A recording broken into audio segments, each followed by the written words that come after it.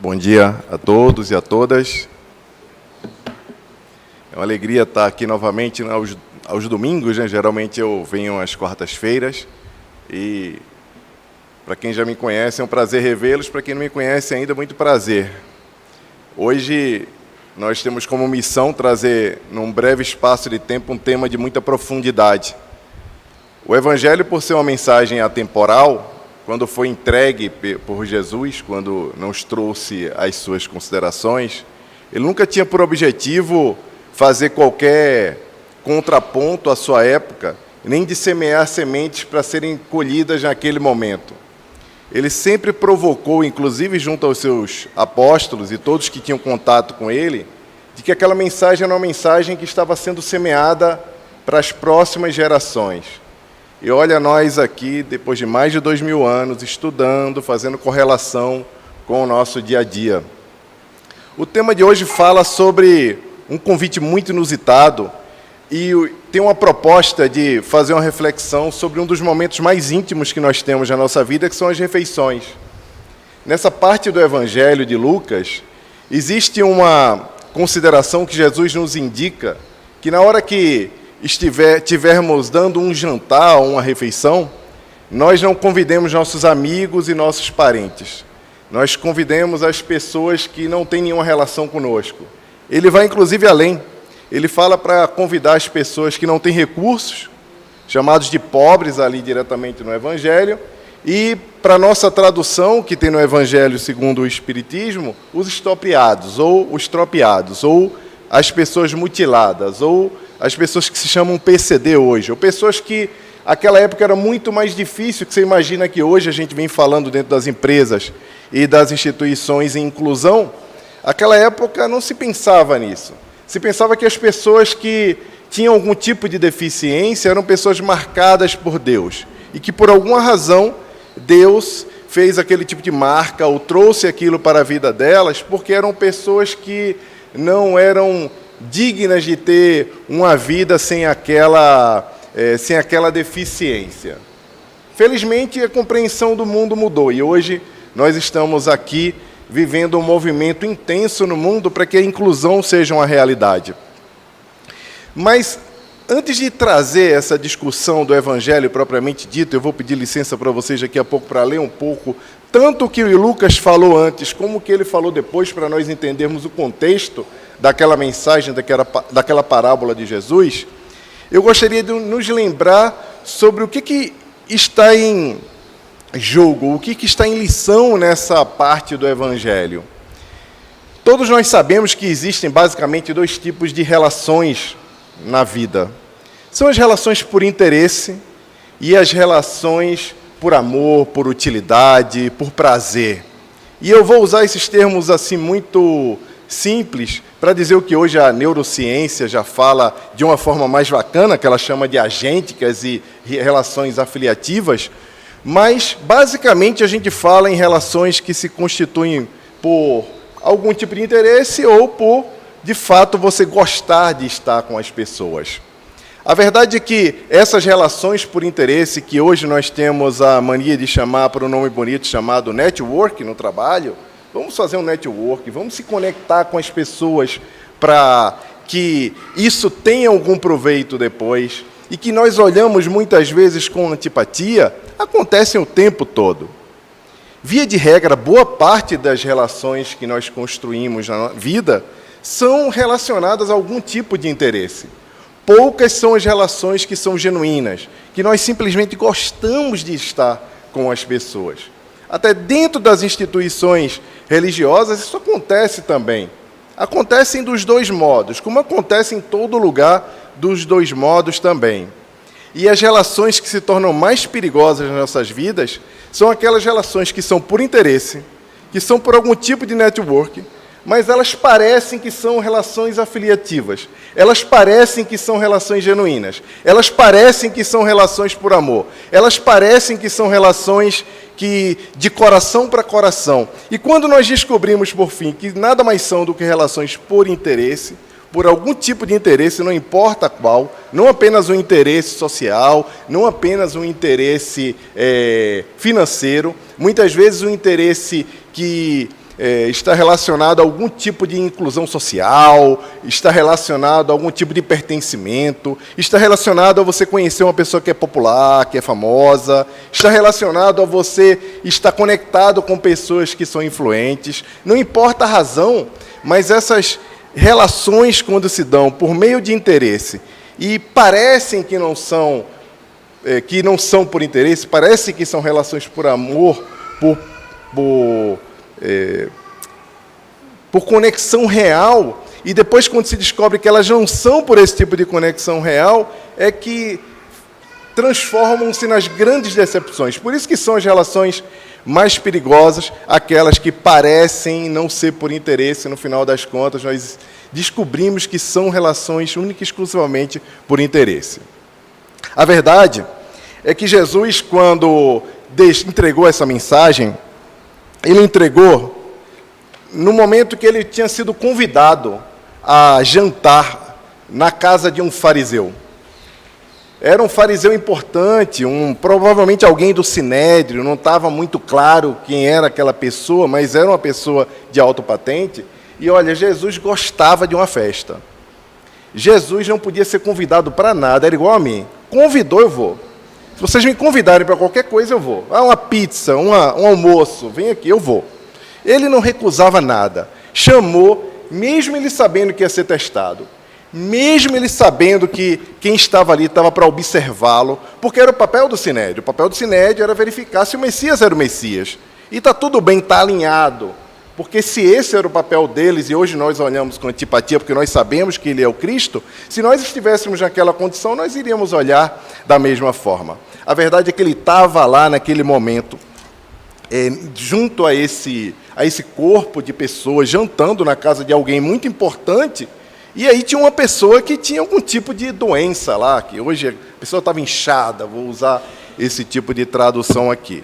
E nesse momento que a pessoa estava ali, outra coisa é que Jesus não podia ver alguém doente. Jesus não podia ver alguém com problema. Se Jesus identificasse que alguém estava perto e tinha alguma coisa que ele podia fazer, ele ficava com comichão, ele tinha que curar. O problema é que era sábado. E aí ele querendo curar, e ele olhando aqueles homens observando ele falou, olha, ele pode curar no sábado? Em resumo aqui, tradução Jaime para vocês, tá? Para eu não ler aqui e não ficar tão chato. Pode curar sábado? E todo mundo ficou calado. Aí ele foi lá e curou. Ele sabia que estava sendo testado. Ele sabia que não existia permissão para fazer algum tipo de atividades aos sábados. Nós todos também já sabemos disso quando estudamos a tradição hebraica. Só que como eles ficaram calados, ele foi lá, ele não se aguenta e curou. E depois de ele ter curado, ele provocou aqueles homens. E perguntou a eles se fosse o filho deles, se fosse algum conhecido que caísse numa poça, ou, sei lá, se alguém que a gente amasse muito tivesse em situação difícil, o que nós faríamos? Diríamos, não, meu filho caiu no poço agora, minha mãe está ali dentro do poço, mas é sábado, eu vou voltar amanhã para pegar ela. Isso não acontece. Eu vou voltar amanhã. A fome, o sofrimento, a dor, o padecimento, tem pressa. Não espera. Não há um amanhã para quem está angustiado. Não há um amanhã para quem está sofrendo. Não há um amanhã para quem está no limite, querendo uma palavra de conforto, um auxílio, uma compreensão, uma mão. Não há esse amanhã. E o Cristo sabia disso e provocou. Todo mundo ficou calado. Então, ele observou que naquele jantar, quando as pessoas chegavam, elas começavam a escolher os melhores lugares. E naquele momento ele aproveitou para entregar outra parábola, que inclusive está no Evangelho segundo o Espiritismo, que diz, olha, quando você for convidado para uma festa, você não senta nos melhores lugares, não, para ninguém te convidar para ir para um lugar secundário. Senta no lugar secundário para alguém te convidar para o primeiro lugar. Mas a gente não vai olhar essa parábola, eu queria contextualizá-la para a gente poder entender que ele estava num evento muito importante. E as pessoas se posicionavam para ficar ali do lado de quem era importante também. E ele aproveitou e já deixou essa mensagem. Então, e ele falou, olha, se você fizer isso, você pode ser humilhado. Ó, vai lá para trás porque chegou fulano. Eu não sei se já aconteceu isso com você, isso já aconteceu comigo. Eu estava lá, é tanto que eu chego hoje no lugar, eu já fico até desconfiado, né? Um amigo meu lançou um livro com Mário Sérgio Cortella outro dia, e chegou lá e tinha uma fila primeiro, assim, era uma primeira fila, e a pessoa é muito minha amiga. Mas eu olhei assim e falei, eu não vou sentar nessa primeira fila não, e estava reservado, eu sabia que tinha um lugar, vai que chega alguém mais importante e me chamam para sair, eu vou passar vergonha. Vão dizer, ó, vai para lá, para trás, eu sentei logo lá atrás, porque ninguém ia me convidar para ocupar esse lugar. Eu lembrei da parábola, está vendo como o Evangelho ajuda a gente a não passar vexame? Né? Então, ele entregou essa mensagem, e ele continuou trazendo essa mensagem do dia. Então, Jesus disse ao que o tinha convidado, aquele fariseu que o tinha convidado, ó, quando você der um banquete ou jantar, não convide seus amigos, irmãos ou parentes, nem seus vizinhos ricos. Se o fizer, eles poderão, por sua vez, convidá-lo, e assim você será recompensado. Mas quando der um banquete, convide os pobres, os aleijados, os mancos e os cegos. Feliz será você, porque estes não têm como retribuir. A sua recompensa virá na ressurreição dos justos. Olha, logo em seguida, o que acontece é que uma daquelas pessoas que estavam com Cristo já fala para ele que, já elogia, né? Fala assim, ouvi isso, um dos que estavam à mesa com Jesus e disse-lhe, feliz será aquele que comer no banquete do reino dos céus. Então, ele, por fim, começa uma outra parábola. Nesse dia, Jesus estava acelerado. Nesse dia, ele já entregou aquela outra parábola, que é a parábola do homem que manda dar uma festa, que nós também conhecemos tão bem, manda convidar todos os amigos, manda convidar as pessoas importantes da cidade e todo mundo declina. E ele, muito envergonhado, pede para que o seu assessor vá às ruas e convide todo mundo. Olha, quem estiver passando na rua, tu coloca para dentro. Todo mundo, porque minha casa não pode ficar vazia. E aí, quando ele entrega essa mensagem seguinte, conecta com a nossa mensagem, que é onde eu quero chegar no ponto, talvez vocês já tenham passado por isso. Quem casou aqui e fez uma festa de 15 anos de uma filha, sabe que às vezes você tem a lista A e a lista B, né? Vocês sabem, né? Aquela lista da reserva. E óbvio, quem está na lista reserva não sabe ainda. Nem nunca vai saber. A não ser que alguém conte, uma tia, alguém apareça lá na hora do almoço, jantar, e fala, olha, você era reserva, você nem ia. Ou alguém conta lá. Muitas vezes, essas pessoas que não seriam nem convidadas, quando vão para a sua festa, quando vão para a sua casa, quando vão ter com você, honram muito mais aquele momento do que as pessoas que estavam ali prioritariamente para serem convidadas. E isso te surpreende muito. É a pessoa que manda o presente, é a pessoa que está alegre, que olha para você com felicidade, aperta a tua mão e se sente regozijada porque foi convidada para estar ali. E isso já é uma lição para você, porque muitas vezes nós temos consideração pelas pessoas e as pessoas não têm consideração com a gente. É muito comum isso acontecer também. E quando Jesus diz, olha, convida os pobres, os aleijados, os cegos, o que ele quer nos dizer, na verdade, não é que nós não devemos convidar os nossos amigos e as pessoas que têm relação conosco. O que ele quer dar uma lição é que muitas vezes as nossas relações estão baseadas na utilidade. E nós convidamos as pessoas que podem nos retribuir. Algumas vezes aquelas pessoas da nossa lista são pessoas que podem trazer algum tipo de benefício do network, do trabalho. Tem gente do trabalho que entra para sair um amigo de infância, um parente. Tem gente do trabalho que tem que estar ali, porque você fala, vai pegar mal eu não convidar. E essa lista, que é uma lista fictícia que eu estou criando aqui, ela acontece também na nossa vida. É uma lista que o tempo todo nós criamos para priorizar pessoas que não priorizam a nossa vida, que não priorizam a relação conosco, que estão numa relação de utilidade, mas que, por fim, não são pessoas que têm relações afiliativas conosco, não são pessoas que têm prazer de estar conosco, são pessoas que nos enxergam como um plano, um projeto, uma extensão das prioridades que essas pessoas têm na própria vida.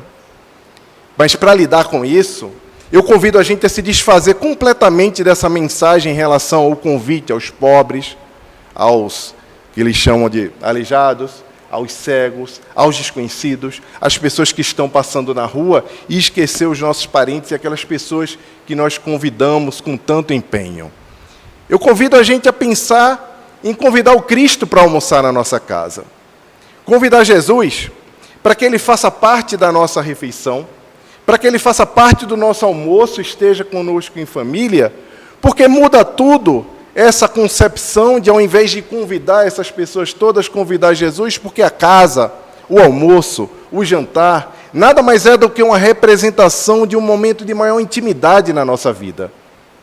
Convidar Jesus para participar das nossas redes sociais e de como ela funciona em favor do bem, não disseminando ódio, mensagens falsas, olhando aquela coisa que nós odiamos ver nas redes sociais e passando adiante, sem precisar ter nenhum tipo de interação, de treta, nem xingar ninguém, nem ficar com raiva, nem deixar com que aquele lixo entre na sua casa. Convidar Jesus para fazer parte da sua vida, porque dentro da tua refeição, naquele momento, inclusive em família, talvez, nesse momento, sejam quando acontecem as grandes revelações da nossa vida. As revelações que nós hesitamos sempre em aprofundar dentro da nossa estrutura familiar, porque geralmente quando estamos próximos aos nossos, aos familiares, aos amigos, às pessoas que têm qualquer convivência conosco, nós estamos em processo avaliativo e de julgamento. Em processo avaliativo e de julgamento, nós não temos capacidade alguma de conhecer aquelas pessoas que convivem conosco, por uma única e simples razão. Porque todo o processo de julgamento analisa uma foto e não um filme. Todo o processo de julgamento que olha aquela questão que está passando na vida de um amigo, de um parente, de uma pessoa que foi violenta ou foi infeliz conosco, de uma pessoa que nós temos dificuldade de perdoar, é porque está sendo fundamentado no julgamento e no momento daquele filme, daquele retrato do que vem acontecendo, e nós vimos isso acontecer muito ao longo dos últimos anos, com o processo de cisão que houve dentro da nossa sociedade por conta de questões políticas, por conta de pessoas que nem sequer sabem da nossa existência, por conta de pessoas muitas vezes indignas, que por alguma razão penetraram no nosso consciente coletivo e individual, fazendo com que nós esquecêssemos completamente a relação de filme, de vida que nós tivemos com muitas pessoas que eram caras para nós e por alguma razão depois se tornaram pessoas que não deveriam mais fazer parte da nossa vida, porque já não tinham mais dignidade, já não tinham mais uma visão de mundo igual a nossa, porque nós estamos nesse processo de julgamento. Só porque Jesus não foi convidado para jantar, almoçar na nossa casa e nos revelar, lançar luzes sobre as nossas relações com a nossa família, sobre as nossas relações com quem nós precisamos ter, sobre as nossas relações, inclusive de network, as relações por interesse, porque muitas vezes a pessoa que tem interesse, que está ali, ela pode ter qualquer interesse do mundo, mas se você estiver compreendendo exatamente o que é aquela relação, você não vai se machucar, você não vai machucar ninguém, e você não vai criar expectativas, e com isso você vai seguir iluminado pela compreensão que você tem do Evangelho, porque Jesus veio jantar, almoçar na sua casa, e você conseguiu compreender que aquilo faz uma grande diferença na sua vida. O Cristo está sempre presente quando uma ou mais pessoas se reúnem em seu nome. Nós convidamos Jesus para o Evangelho no Lar uma vez por semana. Nós convidamos Jesus para participar desse momento que estamos aqui, que é aos domingos. Então nós temos 2 dias para Jesus, para Deus, ao longo de toda a semana, algumas vezes ao longo de todo o mês. Mas Deus tem todos os dias para a nossa vida. E nós dedicamos apenas um dia, 1 hora, muitas vezes, para tê-lo dentro de casa. Convidar Jesus para participar da nossa vida é convidar uma mudança ao nosso olhar, uma mudança à percepção que nós temos das coisas que nós não queremos olhar, porque algumas vezes nós convivemos com um filho e estamos num processo educacional, que é um processo tenso, um processo que o tempo todo está olhando, analisando, julgando, para poder não errar em nada. Nós olhamos a nossa mãe, que já não é mais igual como era antes. já não funciona da mesma forma como funciona antigamente na relação conosco, simplesmente porque muitas vezes também a nossa relação com os nossos pais, com os idosos, está fundamentada na utilidade, e me parece que depois que as pessoas vão perdendo a utilidade na nossa compreensão, nós vamos abandonando essas pessoas, porque, infelizmente, para a dor que está no nosso coração, para Jesus que não está sentado à nossa mesa, a nossa relação, muitas vezes, com nossos pais é uma relação de utilidade. É como eu falei outra quarta-feira aqui, é o pai Amazon. É a mãe Amazon. É a mãe que me dá. É uma relação infantil, uma relação pequena, uma relação que muitas vezes nós jogamos para a nossa religiosidade também, porque acreditamos que o próprio Deus, que os espíritos amigos, que o Cristo também está ali só para servir aos nossos desejos, aos nossos anseios mágicos. Estou sofrendo, me ajuda, acalma minha dor. Estou precisando de um emprego, por favor, ilumina a minha vida. Estou num relacionamento horrível, por favor, conserta essa pessoa. Porque eu nunca vi ninguém dizer, tira essa pessoa daqui, é sempre conserta. Não entendeu que não vai consertar nunca, mas faz isso. Sempre trazendo a religiosidade também para um ponto de servidão, diminuindo essa conexão com Deus. E o que eu desejo para todos nós, hoje, amanhã e sempre, é que a nossa relação com Deus obedeça a mesma lógica que a relação da relação dele para conosco. E que a nossa relação com os outros obedeça a mesma lógica da relação de Deus para conosco. Sem qualquer preocupação com a utilidade. Sem qualquer preocupação sobre o que aquela pessoa pode nos trazer de benefício. Sem qualquer preocupação do que vai sair daquela proximidade com aquela pessoa. Porque assim nós vamos ter entendido que o Cristo fez uma mudança real na nossa vida, que o Evangelho entrou nos nossos corações e que nós, a partir de agora, convidamos Jesus para a nossa mesa.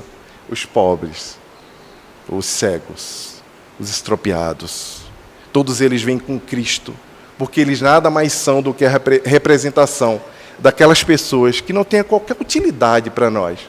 E essa relação com Deus, essa relação com Jesus, essa relação com o próximo, precisa também ser uma relação baseada no amor, baseada na entrega, baseada no desinteresse real.